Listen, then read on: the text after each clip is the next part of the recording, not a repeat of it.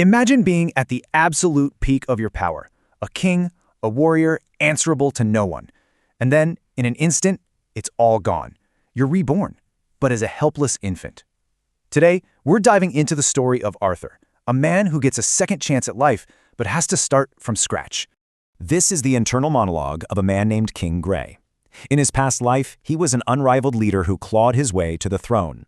He knew only conflict and command, so when he dies and wakes up to the sound of cooing, his entire reality is shattered.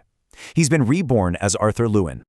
You have to picture the sheer shock. One moment you're a sovereign ruler, and the next, your world is in nursery. He has a new name, a new, tiny body, and two complete strangers who claim to be his parents. For a mind forged in solitude and battle, this sudden intimacy is, well, it's completely alien.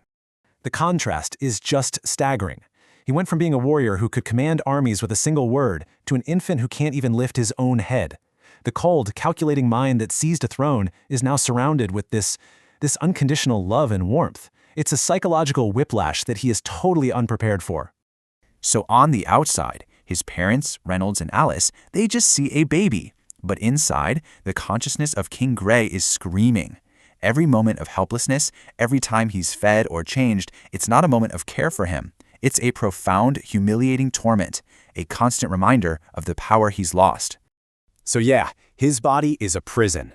But a king doesn't just surrender to imprisonment, he strategizes. Trapped inside this fragile form, Arthur realizes that his old mind, his decades of experience and intellect, is now his only weapon. It's the one thing they couldn't take from him. And what's the first thing a king does when assessing a new territory? He gathers intelligence. Arthur becomes a silent observer, soaking in every detail, every word. The moment he gains some control over his limbs, his first mission isn't to play, but to secretly find and read a book. He's desperate for answers. And what he finds changes everything. He learns he's on a completely new continent called Decathan. He was born in the human kingdom of Sapin, but this world is also home to ancient elves and hardy dwarves. This isn't just a new life. It's an entirely new world with its own rules and politics. He also finds the answer to a huge question. Why is everything so medieval? The reason is a force he's never encountered before. It's not technology or science that rules this world. It's an energy called mana. It's magic. But here's the catch. The ability to actually sense and control this mana is incredibly rare. We're talking about 1 in 100 people. This immediately tells Arthur's kingly mind one thing. This society is built on a magical aristocracy. Power here isn't just political, it's hereditary and magical. He quickly learns that these mages are broken down into two basic types. You've got your augmenters, who are basically superhuman warriors, infusing their bodies with mana. Then you have conjurers, who project that mana outward as spells to control the elements. It's a whole new system of combat to analyze. Now, this is where it gets really interesting for him. While the name mana is new, the underlying principles of how it works feel familiar. He starts to see parallels to the power he mastered in his old life, and he realizes this isn't a disadvantage. It's the greatest advantage he could ever ask for.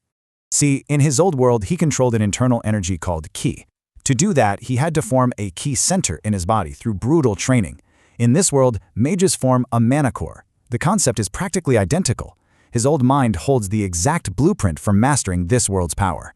This thought changes everything from a passive observation to an active plan. His past isn't a memory, it's a weapon. While still a toddler, he begins meditating, using his old techniques to form a mana core, a feat that's supposed to be impossible until adolescence. His progress is, frankly, terrifying. By age 2, he has adult-level control of his body. By 3, he has a mana core. And by 4, he's already so adept at augmenting his strength that he shatters a training sword. All of this is done while carefully hiding the true extent of his abilities. But a genius like this is impossible to hide completely. That moment he breaks the sword is the first real crack in his facade. His father is absolutely stunned. He knows this isn't normal talent. It's something else entirely. For the first time, the power of King Gray has become visible in the body of Arthur Lewin. But as Arthur quickly learns, mastering power is one thing. Understanding people is another. A violent, unexpected encounter is about to teach him a lesson about humanity that his entire life as a cold, calculating king never could. While traveling, his family is ambushed by bandits. His father is gravely injured protecting them. Seeing this, Arthur's kingly instincts take over. He's not thinking about love. He's a commander protecting his assets. He unleashes his hidden power, defeats the bandits, and saves his family, nearly dying himself. When he wakes up, the reaction he sees is not what he expects. He's a logical being. He anticipated maybe shock or even fear at his hidden power. Instead, he sees his parents weeping, not just with relief, but with this overwhelming pride and love for his safety, not his strength. And this just breaks his brain. From King Gray's perspective, a duty was performed, an asset protected. Logically, the situation is resolved. He cannot comprehend their tears, this messy, overwhelming emotion. This feeling of being cherished for who he is, not what he can do, is completely foreign. And in that moment, seeing their faces, something clicks. He finally puts a name to that strange warmth he's been feeling ever since he arrived in this world. It's family. It's love. It's a bond based on sacrifice, something the lonely King Gray never, ever experienced. This is his true reincarnation.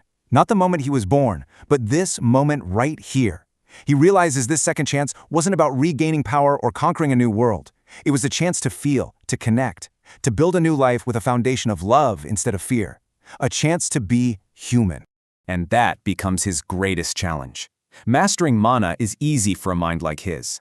The real journey is learning how to rebuild his soul, how to balance the cold, pragmatic king inside with the loving son he's becoming. A mind forged in war must now learn to find peace in the heart of a family.